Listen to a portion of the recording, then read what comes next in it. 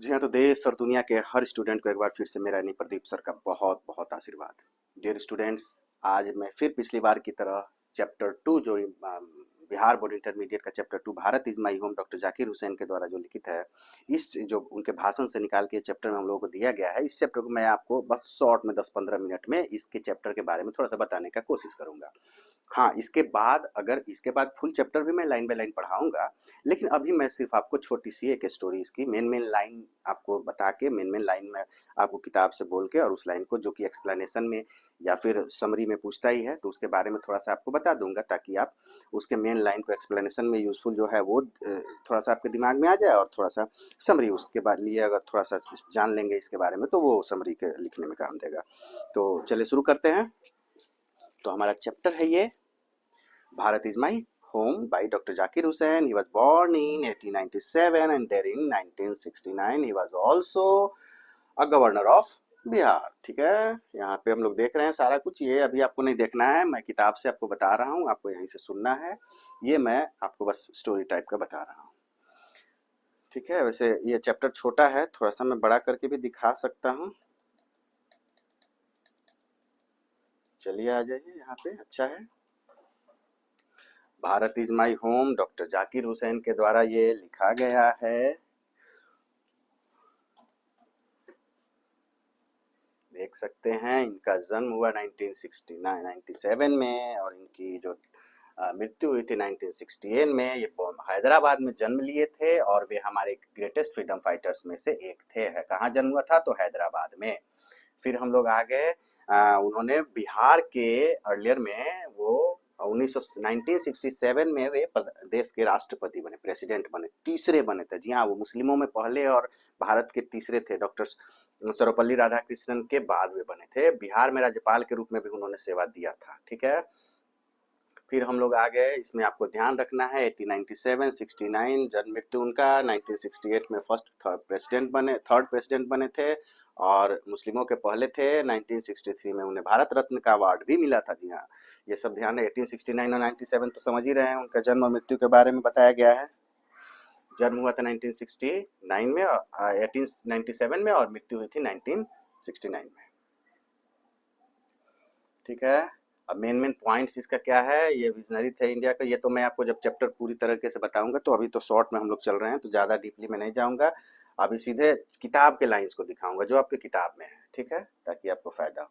अब आ गए यहाँ से, बोल रहे I must confess that I am overwhelmed by the trust of the people have placed in me by electing me to the highest officer in the land. देश में सबसे मेन ऑफिस में जो हम लोगों को बैठाया गया के लिए यहाँ के लोगों ने जो मुझे चुना है, उसके लिए मैं आपको बहुत आभार जताता हूँ, बहुत अभिभूत हूँ उससे। इसके पहले इन्होंने डॉक्टर राधा कृष्णन के बारे में बताया है कि brought to the presidency mental equipment, उन्होंने मानसिक उपकरण और विद्वता की जो डिग्री इन्होंने इसके पहले वाले जो राष्ट्रपति थे वे लाए हैं। चूंकि कोई भी नया पदभार ग्रहण करता है तो पिछले वाले की थोड़ा बड़ाई करता ही है। अब इसके बाद उसको हम आगे बढ़ाएंगे, ऐसा था। फिर आगे हम लोग ही वाज उनके बारे में बताएं कि उन्होंने कभी भी अपना विश्वास जो है, he has never lost his faith in the essential humanity of man and himself has never cease the champion.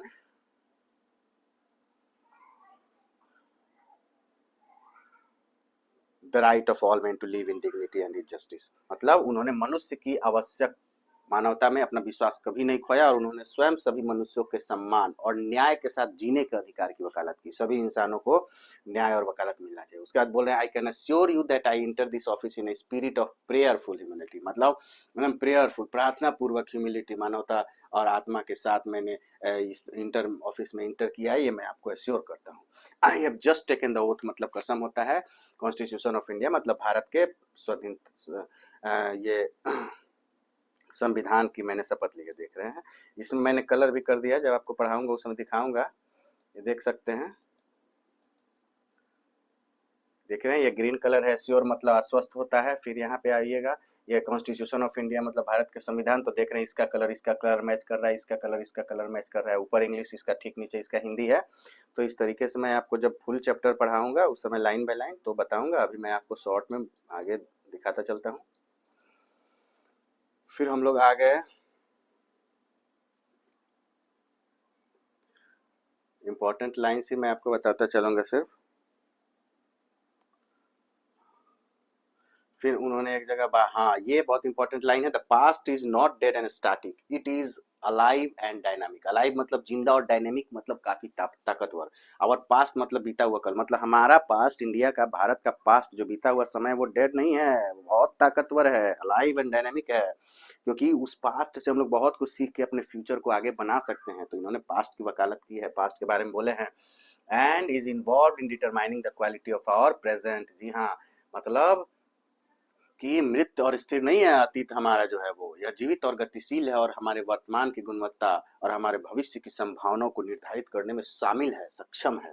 ठीक है, फिर हम लोग आते हैं, और इसके the process of its constant renewal is indeed the process of growth of national culture and national character. जी हाँ, वो नेशनल कल्चर और कैरेक्टर के ग्रोथ के प्रोसेस को ये दिखा रहा है। इसके निरंतर नवीकरण की प्रक्रिया वास्तव में राष्ट्रीय संस्कृति और राष्ट्रीय चरित्र के विकास की प्रक्रिया है।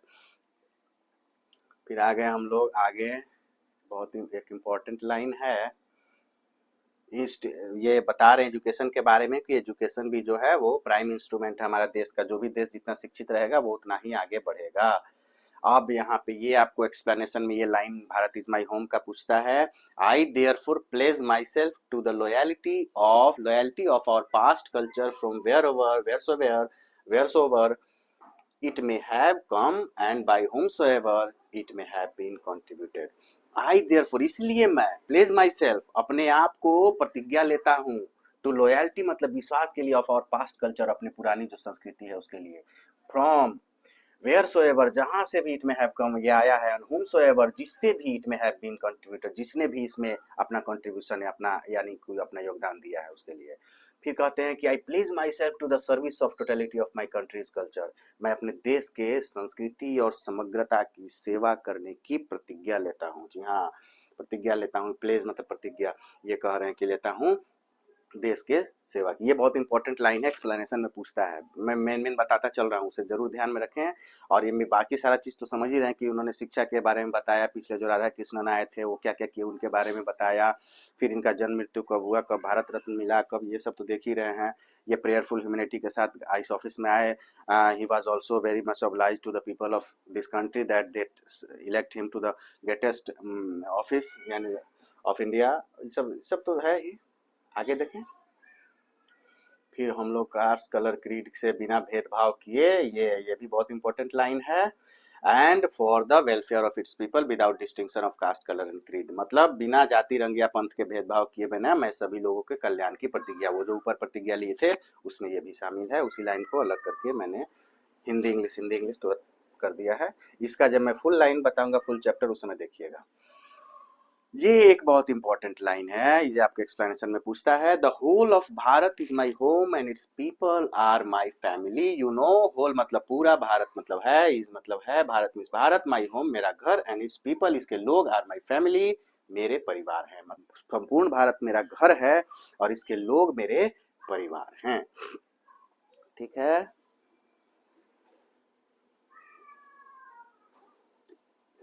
फिर हम लोग आ गए, people has chosen me the head of this family, और इस परिवार के हेड यानी मुखिया के रूप में लोगों ने मुझे चोजन मतलब चुना है, फॉर अ सर्टेन टाइम, एक निश्चित समय के लिए। I shall be my earnest endeavour, endeavour मतलब प्रयास, अर्नेस्ट मतलब ईमानदारी पूर्वक, to seek to make this home strong and beautiful, इस घर को बहुत मजबूत और सुंदर बनाने के लिए मैं बहुत ईमानदार प्रयास करूंगा, ये बोल रहे हैं। सभी लोग अपने अपने टास्क में लगे हुए हैं, हमें अपने घर को मजबूत बनाने के लिए सबको काम करना होगा, परिवार के लोगों को। और ये परिवार जो है बहुत inconveniently growing at a rather inconveniently fast pace, हमारा परिवार जो बहुत असुविधाजनक रूप से बहुत तेजी से बढ़ रहा है, जनसंख्या या जो भी है, तो उस पर हम लोग को थोड़ा ध्यान देना पड़ेगा। We shall each of us have to participate unsparingly, मतलब निरंतर रूप से हमें बिना हिचकिचाहट के, एकदम बिना थके हुए हम लोगों को अपने ईच ऑफ अस मतलब हम में से प्रत्येक को अपने देश में इसमें योगदान करना होगा, इसके बिल्डिंग में, इसको बनाने में, अपने अपने तरीके से जो जैसा भी करे उस देश को। For sheer size and task, देश बहुत बड़ा है, किसी को, no one can afford to sit back and just watch और let frustrated become endemic in our country. मतलब किसी भी फ्रस्ट्रेशन को हमारे देश में घर बनाने का जगह नहीं देना है, किसी फ्रस्ट्रेशन मतलब निराशा को, सबको उसमें काम करना होगा। समय की मांग है, ये सबको मेहनत करना होगा, और किसी को भी बैठ के, नो वन कैन अफोर्ड, किसी को ये ऐसा ये नहीं होने देना है कि वो चुपचाप बैठे रहे और वॉच करते रहे कि भाई देश बर्बाद हो रहा है। नहीं, विकास में सबको मेहनत करना है हर तरीके से। किसमें किसमें, तो एक खुद में और एक समाज में, दोनों तरीके से ये बोल रहे हैं कि लोगों को ये वर्क करना है। अब यहाँ पे ये इंपॉर्टेंट है, this work as I see has two aspect, काम का दो रुख है। एक वर्क ऑन वंस सेल्फ, यानी वंस सेल्फ मतलब खुद पे, and work for the society around, और अराउंड मतलब समाज, सोसाइटी मतलब समाज, अराउंड मतलब चारों ओर। यानी इंसान को अब काम क्या करना है, तो दो तरीके का करना है। एक तो खुद पे काम करना है, खुद को अपने एलिवेट करना है, बढ़ाना है, खुद को मतलब डेवलप करना है। और एक समाज के लिए आप क्या कर सकते हैं, they are mutually fruitful aspects of work. और ये दोनों म्यूचुअली मतलब एक फायदा होगा तो दूसरे को भी होगा, अगर आपका फायदा होगा तो समाज बढ़ेगा, समाज बढ़ेगा तो आप भी बढ़िएगा। इस तरीके से ये बताया गया है। ये बता रहे हैं कि ऐसे सब लोगों को काम करना होगा और अकेले बैठ के ये नहीं करना होगा कोई। Its end product is a free moral personality, और इसका अंतिम प्रोडक्ट जो होगा वो नैतिकता होगा, जो बहुत ही फायदेमंद होगा। We can neglect the end product and our perish, और इसके इंड प्रोडक्ट को हम लोग नेग्लेक्ट नहीं कर सकते हैं, वरना हमारा जो है उसका वो अंतिम या पेरिल मतलब नष्ट होने की कीमत होगा। तो इसलिए हमें अपने ये को, नैतिकता को खत्म नहीं होने देना है। The end product can not sustain itself without seeking the exercising itself to bring our approximation of the society of which it is privileged to serve to a better, a juster and a more graceful way of life। यह अंतिम उत्पाद उस समाज को बेहतर, न्यायपूर्ण और अधिक सुंदर जीवन शैली देने के प्रयास में किए गए खुद को बनाए नहीं रख सकता है, जिसे उस समाज तक पहुंचाने का प्रयास किया जाता है जहां उसे, मतलब ये कि यह अंतिम सुंदर जो है कि अगर समाज को और न्यायपूर्ण और बेहतर नहीं बनाता है तो वो खुद को भी बेहतर नहीं बनाए रख सकता है। यानी समाज को आपको हेल्प करना ही होगा, इनका ये कहना है। Individual can not grow it's fullest perfection, कोई भी अकेला आदमी जो है अपने फुल परफेक्शन अच्छी तरीके से, जिस तरीके से वो चाहता है, वो नहीं ग्रो कर सकता है जब तक वो समाज को ग्रो नहीं करता है। Without a corresponding advantage of the collective social existence, जी हाँ, सोशल एग्जिस्टेंस जब तक नहीं रहेगी, बिना संपूर्णता में, पूर्णता में विकसित नहीं होता है यदि व्यक्ति, सामाजिक अस्तित्व तो उसके अनुसार नहीं बढ़ता है, तो उसकी प्रगति नहीं होती है, तो व्यक्ति की भी पूर्ण प्रगति नहीं हो पाएगी। मतलब हमें समाज को लेके चलना होगा। तो हमें टू एस्पेक्ट ऑफ वर्क क्या है, एक इंडिविजुअल और एक सोशल। फिर आगे हम लोग अब यहाँ पे बोले, this dual effort will give the life of the state of a special flavour. और ये ड्यूअल एफर्ट यानी दोहरा प्रयास जो है, एक समाज को, एक खुद के लिए, ये दोहरा प्रयास जब हम लोग करेंगे तो हमारे देश को एक स्पेशल फ्लेवर मिलेगा। स्टेट मतलब राज्य होता है, लेकिन यहाँ ये देश के सेंस में बोल रहे हैं कि स्टेट मतलब यहाँ हम लोग देश मान के चलेंगे। फिर हम लोग आ गए कि उन्हें कह रहे हैं कि मुझे अपने देशों के लोगों में विश्वास है कि I have faith in my people that they will bring for the energy requisite for the satisfactory performance. मतलब संतुष्टिदायक जो परफॉर्मेंस जो है उन लोगों का प्रयास है, उसके लिए ऑफ दिस ड्यूअल टास्क, इस दोहरे जो होमवर्क है, कार्य है, इसको करने के लिए जो रिक्विजिट एनर्जी जो चाहिए, जो जरूरत पर्याप्त, जो जरूरत भर का जो ताकत चाहिए, वे सभी लोग यहाँ पे मिलाएंगे। आई हैव फुल फेथ, इस बात की मुझे विश्वास है। इसको देख सकते हैं, ठीक है। आगे बढ़ते हैं। और I shall be my privilege to contribute my share, मतलब अपना भी हिस्सा, टू इंचेंटिंग, इस आकर्षक एकदम इंटरप्राइज मतलब कार्य में, इस आकर्षक उद्यम में अपना योगदान देना मेरा सौभाग्य होगा। इतना कह के उन्होंने अपनी वाणी को विराम दिया है। तो उम्मीद करता हूँ आप समझ रहे होंगे। इसका नोट्स चाहें तो लिंक डिस्क्रिप्शन में दे दूंगा, या फिर प्रदीप सर इंग्लिश E2C2 इस चैनल से मेरे व्हाट्सअप चैनल या फिर टेलीग्राम चैनल पे भी जा सकते हैं। वहाँ आपको नोट्स इसका मिल जाएगा, बिल्कुल एकदम इंग्लिश हिंदी एक साथ मिल जाएगा, वर्ड मीनिंग के साथ, क्वेश्चन आंसर भी उसका प्रोवाइड कर दिया जाएगा।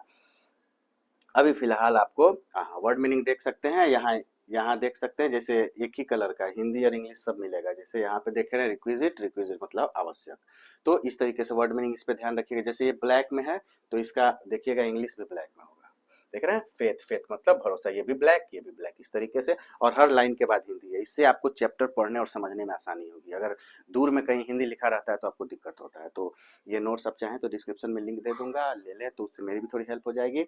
और चैनल को सब्सक्राइब जरूर करें, वीडियो को लाइक जरूर करें, ताकि तभी ये यूट्यूब ज़्यादा से ज़्यादा प्रमोट करेगा। तो एक बार फिर से आप सबों को बहुत बहुत आशीर्वाद, मेरे चैनल को ग्रो करने में मेरी हेल्प करें।